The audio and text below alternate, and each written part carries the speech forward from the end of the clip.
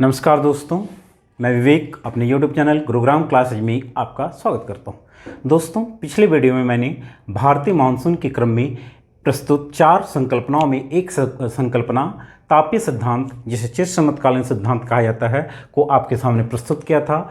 आज का जो वीडियो है वह जेट स्ट्रीम सिद्धांत के क्रम में या जेट स्ट्रीम पवनों के आलोक में किस प्रकार भारतीय मानसून की उत्पत्ति होती है या भारतीय मानसून किस प्रकार जेट स्ट्रीम से प्रभावित होता है, इसके संदर्भ में है।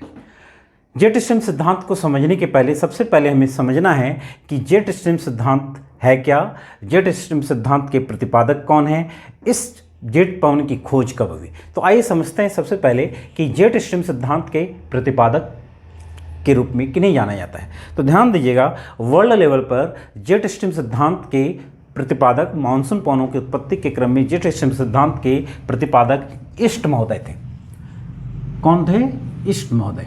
इन्होंने मानसून पवनों की उत्पत्ति के क्रम में जेट स्ट्रीम सिद्धांत को प्रस्तुत किया था। लेकिन भारतीय मानसून के क्रम में सबसे महत्वपूर्ण कार्य पी कोटेश्वरम महोदय ने किया था। जैसे अगर आपसे क्वेश्चन पूछा जाएगा कि जेट स्ट्रीम सिद्धांत किसके द्वारा प्रस्तुत किया गया था, तो आप बताएंगे ईस्ट महोदय के द्वारा, YEST, ईस्ट महोदय के द्वारा प्रस्तुत किया गया था। लेकिन भारतीय मानसून की उत्पत्ति के क्रम में पी कोटेश्वरम महोदय द्वारा काफ़ी महत्वपूर्ण योगदान दिया गया है।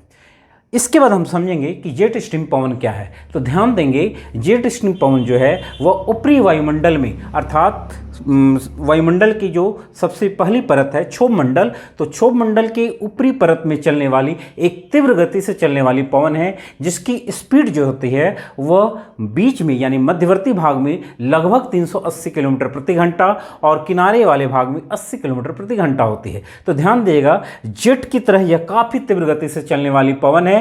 और इस पवन की खोज कब हुई थी? तो जब अमेरिकी बम वर्षक विमान द्वितीय विश्व युद्ध के दौरान जब अमेरिकी बम वर्षक विमान जापान की ओर जा रहे थे और जापान की ओर जाने के क्रम में जब बम गिरा रहे थे, तो उस समय उन्हें काफ़ी तीव्र गति से चलने वाली पवनों का आभास हुआ, जो जेट विमानों की गति को प्रभावित कर रही थी।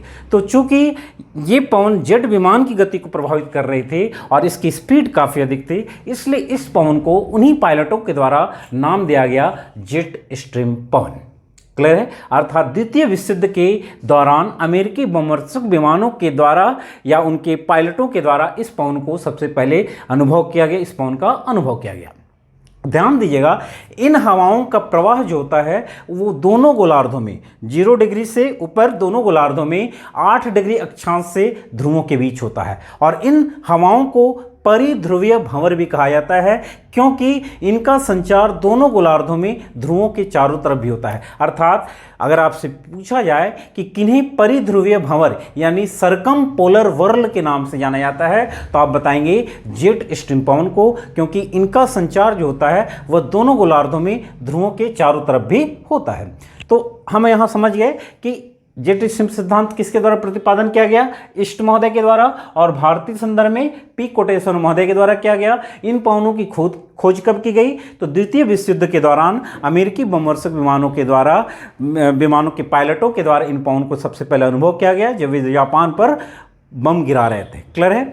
और इन हवाओं का प्रवाह जो होता है वह दोनों गोलार्धों में 8 डिग्री अक्षांश से ध्रुवों के बीच में होता है। और ध्रुवों के पास जो चलती है पवन ध्रुव के चारों ओर, इसलिए इन पवन को परिध्रुवीय भंवर या सरकम पोलर विंड के नाम से भी जाना जाता है।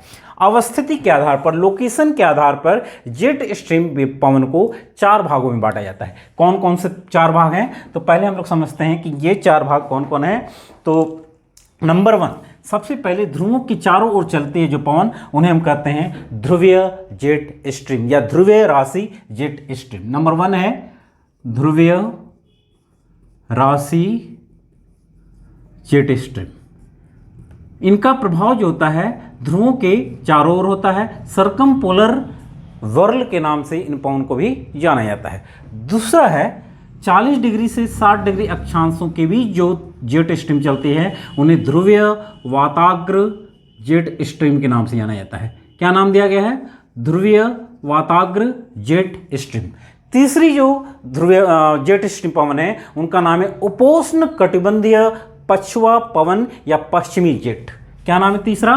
उपोष्ण कटिबंधीय उपोष्ण कटिबंधीय पश्चिमी जेट या पछुआ जेट, ये जो पवन होती है वह दोनों गोलार्धों में 30 डिग्री से 35 डिग्री अक्षांशों के बीच चलती है। और चौथी जो पवन है, चौथी जो जेट स्ट्रीम है, उनका नाम है उष्ण कटिबंधीय पूर्वी जेट स्ट्रीम। तो ये जेट स्ट्रीम के यही 4 टाइप हैं। कौन कौन? पहला ध्रुवीय राशि जेट स्ट्रीम, दूसरा ध्रुवीय वाताग्र जेट स्ट्रीम, तीसरा उपोष्ण कटिबंधीय पश्चिमी जेट, और चौथा है उष्ण कटिबंधीय पूर्वी जेट। ध्यान दीजिएगा कि जेट स्ट्रीम सिद्धांत के अनुसार भारतीय मानसून की जो उत्पत्ति होती है वह इन्हीं 2 पवन के द्वारा होती है। कौन कौन? नंबर 3 उपोष्ण कटिबंधीय पश्चिमी जेट, और दूसरा है उष्ण कटिबंधीय पूर्वी जेट।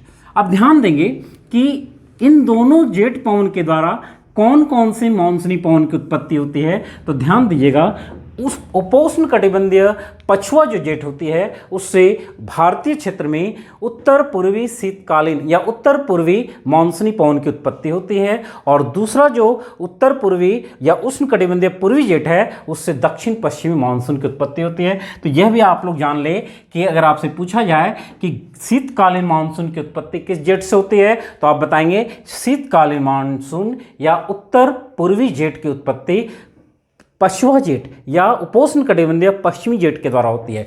और ग्रीष्मकालीन मानसून या भारत के क्षेत्र में जब दक्षिणी पश्चिमी मानसून चलती है तो उसका संबंध उष्ण कटिबंधीय पूर्वी जेट से है। ध्यान देंगे, बड़ा इंपॉर्टेंट पॉइंट है यह। किसी भी एग्जाम में पूछा जाता है कि भारत में जो वर्षा होती है या ग्रीष्मकालीन जो मानसून होता है वह किस जेट के द्वारा होता है, तो आप बताएंगे उष्ण कटिबंधीय पूर्वी जेट। और शीतकालीन मानसून जब भारत में ठंडा का मौसम होता है उसमें भारतीय क्षेत्र में उत्तर पूर्वी मानसूनी पवन चलती है और वह पछुआ जेट से प्रभावित होती है। तो ये दोनों पॉइंट आप याद रखेंगे। अब हम एक एक पॉइंट करके चलेंगे फिगर के द्वारा। ध्यान देंगे 3 फिगर हमारे सामने है। एक फिगर है नंबर 1 ए, नंबर बी यह दूसरा फिगर हमारे सामने है, और नंबर 3 यह तीसरा फिगर। तो सबसे पहले यह जो फिगर है यह उष्ण या उपोष्ण कटिबंधीय पछुआ जेट के संदर्भ में है कि उपोष्ण कटिबंधीय पछुआ जेट कैसे मैकेनिज्म करता है, कैसे इसकी उत्पत्ति है, उसके बारे में मैंने इस फिगर में समझाने का प्रयास किया है। ध्यान देंगे, सबसे पहले हम ध्यान देते हैं कि शीतकाल में क्या होता है। भारतीय क्षेत्र में शीतकाल में क्या होता है कि सूर्य की स्थिति उस समय दक्षिणायन होती है, अर्थात दक्षिणी गोलार्ध में। आप देख सकते हैं यह 0 डिग्री है, 0 डिग्री के नीचे यह सूर्य है, अर्थात मकर रेखा के पास सूर्य की स्थिति है, और भारतीय क्षेत्र में उस समय क्या है, शीतकाल है। तो इस समय क्या होता है कि शीतकाल में उपोष्ण पश्चिमी जेट जो है संपूर्ण पश्चिम तथा मध्य एशिया में पूर्व से पश्चिम दिशा में, ध्यान दीजिएगा, संपूर्ण पश्चिम और दक्षिण पश्चिम एशिया में क्या होता है, पश्चिम से पूर्व दिशा में उपोष्ण कटिबंधीय पश्चिमी जेट स्ट्रीम प्रवाहित होता है। पूर्व की ओर प्रवाहित होने के क्रम में, ध्यान दीजिएगा, पूर्व की ओर जब यह प्रवाहित हो रहा है तो पूर्व की ओर प्रवाहित होने के क्रम में तिब्बत का पठार जो होता है इसके मार्ग में बाधा पैदा करता है। यह है तिब्बत का पठार।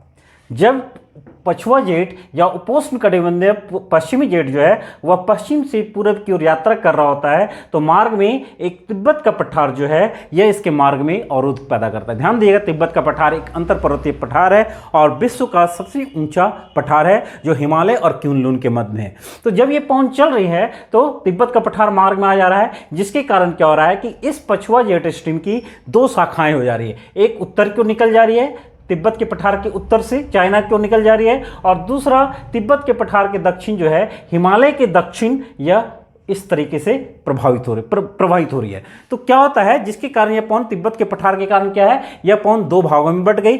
एक शाखा जो है पठार के उत्तर में उसके समानांतर प्रवाहित होने लगती है और दूसरी शाखा जो है हिमालय के दक्षिण में पूर्व की ओर बहने लगती है। इस शाखा की स्थिति जो होती है वह फरवरी में 25 डिग्री उत्तरी अक्षांश के ऊपर होती है, अर्थात इस क्षेत्र में या मध्य भारत के क्षेत्र में होती है। क्लियर है?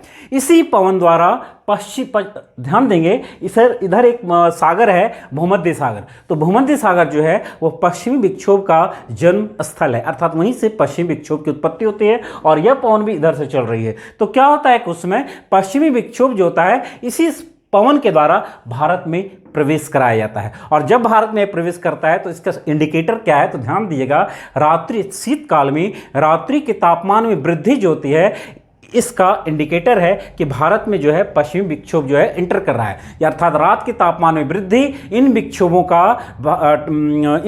का भारत में इंटर होने का इंडिकेटर होता है। पश्चिमी जेट स्ट्रीम क्या होता है, ध्यान दीजिएगा, क्योंकि यह एरिया जो है पूरा उत्तरी गोलार्ध के इस क्षेत्र में है और इस समय में क्या होता है कि ठंडी हवाओं का यह काफ़ी महत्वपूर्ण क्षेत्र होता है। तो जब ठंडी हवा के क्षेत्र के रूप में यहाँ पहुँच चल रही है तो क्या होता है कि यह अपने साथ ठंडी हवा का स्तंभ भी लाता है, जिसके कारण देखिएगा कि जब पश्चिम विक्षोभ पश्चिमी जेट स्ट्रीम के साथ भारत में एंटर करता है तो उसमें पूरे भारत में कड़ाके की सर्दी होती है, शीतलहरी चलने लगती है, काफ़ी अधिक तापमान कम हो जाता है, तापमान काफ़ी कम हो जाता है। क्यों? क्योंकि ठंडी हवा का स्तंभ है जो ठंडी हवा को भारतीय भूक्षेत्र में नीचे की ओर ढकेलता है और यह सतह पर ढकेलता है और इससे सतह पर क्या होता है, हाई प्रेशर का निर्माण होता है। अब ध्यान दीजिएगा कि जब ये हवाएं चल रही हैं तो यहाँ पर तो ये पश्चिम से पूरब की ओर चल रही है, पश्चिम से पूरब की ओर चल रही है, लेकिन जैसे ही बंगाल की खाड़ी के क्षेत्र में एंटर करती है तो क्या होता है कि यहां पर यह फेरेल के लॉ को फॉलो करने लगती है, क्योंकि इस क्षेत्र में उत्तर पूर्वी व्यापारिक पवनें भी चल रही है जिसकी दिशा यह है।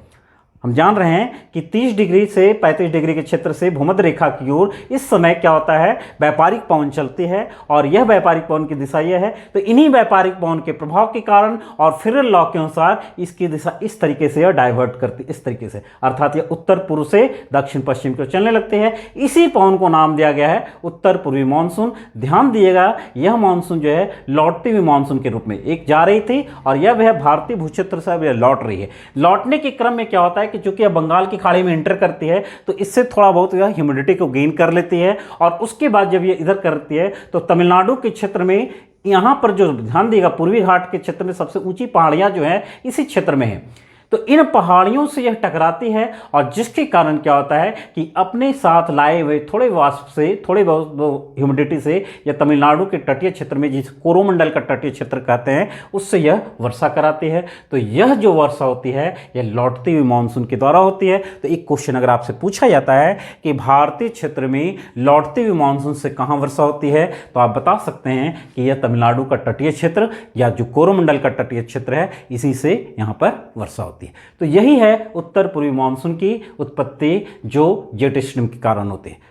ध्यान दीजिएगा, इसको मैं फिर से आपको पॉइंट वाइज कर दे रहा हूं। पहला पॉइंट क्या है कि शीतकाल में जब सूर्य की स्थिति जो होती है भारत में शीतकाल रहता है उसमें क्योंकि उस समय सूर्य की स्थिति दक्षिणी गोलार्ध में है, यहाँ पर गर्मी यहाँ पर जाड़ा। इस समय क्या होता है कि संपूर्ण मध्य एशिया और दक्षिण पश्चिम एशिया जो है यह हाई प्रेशर का क्षेत्र होता है। क्योंकि यहाँ पर काफ़ी अधिक ठंड होती है, परिणाम स्वरूप यहाँ से हवाएं इधर क्यों चलने लगती है। वह यह जो हवाएं चल रही है पछुआ जेट स्ट्रीम यह अपने साथ भूमध्य सागर के क्षेत्र से आने वाली पश्चिम विक्षोभ को भी लाती है और इससे इस क्षेत्र में यहाँ पर मुख्य रूप से यह थोड़ी बहुत बारिश करती है। इसके बाद यह पूरब की ओर चलती है और बंगाल की खाड़ी में इंटर करती है। इंटर होने के बाद यह यहाँ से थोड़ी बहुत ह्यूमिडिटी गेन करती है और उसके बाद यह व्यापारिक पवनों के प्रभाव में आकर इस क्षेत्र में तमिलनाडु के तटीय क्षेत्र में इसे पहाड़ियों से टकराकर थोड़ी बहुत बारिश करती है, जिसे लौटती हुई मानसून के द्वारा होने वाली बारिश के नाम से भी जाना जाता है। तो यही है उत्तर पूर्वी मानसून का मैकेनिज्म। अब हम लोग समझते हैं कि दक्षिणी पश्चिमी मानसून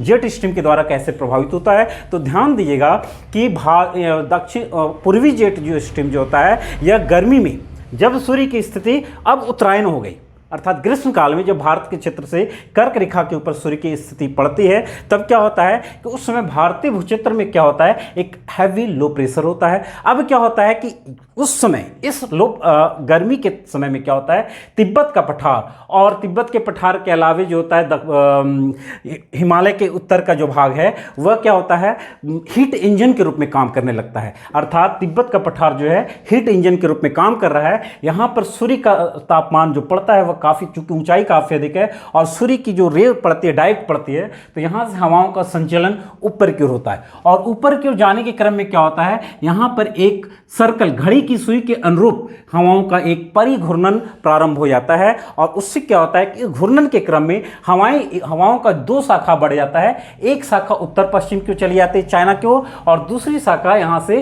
भारतीय भूक्षेत्र की ओर एंटर करती है, जिसे मैंने इस फिगर में समझाने का प्रयास किया है। यहाँ देखिएगा यह तिब्बत का पठारी क्षेत्र है, यहाँ पर यह ग्रेट हिमालय का क्षेत्र है, यह ग्रेट हिमालय है, यह मिडिल हिमालय है, यह लोअर हिमालय है। अब क्या हो रहा है कि यहाँ पर तिब्बत का पठार जो है जब भारतीय भूक्षेत्र में या सूर्य की स्थिति उत्तरी गोलार्ध में होती है, तब क्या होता है कि यहाँ पर जो तिब्बत का पठार जो है एक हीट इंजन के रूप में काम कर रहा है और यहाँ से गर्म हवाएं जो है ऊपर की उठती है। ऊपर उठने के क्रम में क्या होता है कि जब ऊपर की उठती है, क्योंकि दोनों ऊंचे ऊंचे पर्वत है तो यह फैल नहीं पाती, यहाँ से हवाएं फैल नहीं पाती, इधर हिमालय इधर क्योंलुन, तो ये सीधे ऊपर की उठ रही है और यहाँ पर हाई प्रेशर का जनरेट हो रहा है और यहाँ से हवाएं इधर क्यों चल रही है। यह भारतीय भूक्षेत्र के ऊपर से चलती है और सीधे जाती है कहाँ, अरब सागर में उतरती है। ध्यान दीजिएगा, जब यह भारतीय भूखंड के ऊपर से होकर चलती है तो क्या होता है कि इसकी स्पीड काफी अधिक होती है, जो नीचे से भारतीय भूक्षेत्र के नीचे से या भारतीय भूक्षेत्र से हवाओं को और ऊपर की ओर खींच लेती है। आप इसको इस तरह समझते हैं कि जब ट्रेन काफ़ी स्पीड में चल रही है तो क्या सलाह दी जाती है कि आप पटरी से या ट्रेन प्लेटफॉर्म से थोड़ा दूर चले जाएं। क्यों क्यों क्योंकि जब काफ़ी स्पीड से ट्रेन चल रही होती है तो अपने सामने एक हैवी लो प्रेशर बनाती है और आपकी पीठ के पीछे क्या होता है, हाई प्रेशर होता है। अतः अगर आप प्लेटफॉर्म से थोड़ी दूर नहीं जाएंगे तो आप पटरी पर गिरने का भय रहेगा, क्योंकि पीछे की हाई प्रेशर आपको पटरी पर ढकेल देगी। वही मैकेनिज्म यहाँ पर काम करता है। जब यह काफ़ी तेजी से ऊपर की ओर चल रही है तो क्या होता है, नीचे की हवाओं को भी यह ऊपर खींच लेती है, जिसके कारण भारतीय भूक्षेत्र में क्या होता है, एक हैवी लो प्रेशर का निर्माण होता है। ये हवाएं जो हैं ऊपरी वायुमंडल में होते हुए कहाँ सीधे गिरती है, अरब सागर में, और अरब सागर में जब ये गिरती हैं तो अरब सागर में यहाँ पर क्या होता है, हाई प्रेशर का निर्माण होता है और इस क्षेत्र में एक हैवी लो प्रेशर है। परिणाम स्वरूप हवाएं जो है वह हाई प्रेशर से लो प्रेशर की ओर अर्थात भारतीय भूक्षेत्र की ओर चलने लगती है। इन्हीं पवनों को, चूंकि यह अरब सागर से चल रही है और इसकी दिशा जो है इस तरीके से है, तो इन्हीं पवनों को नाम दिया गया है दक्षिणी पश्चिमी मानसून। तो यह आप ध्यान दीजिएगा, बहुत ही महत्वपूर्ण थ्योरी है, उत्तर पूर्वी मानसून और दक्षिणी पश्चिमी मानसून। और जेट स्ट्रीम सिद्धांत के द्वारा मैकेनिज्म ऑफ मानसून को बहुत अच्छे तरीके से समझाया गया है, लेकिन अभी भी यह सर्वमान्य संकल्पना नहीं है। भारतीय मानसून के क्रम में एक और महत्वपूर्ण सिद्धांत प्रस्तुत किया गया है, एल नीनो सिद्धांत, जिसे मैं अगले वीडियो में आपको इसको समझाऊंगा। ओके, धन्यवाद। बहुत तेजी से बोल के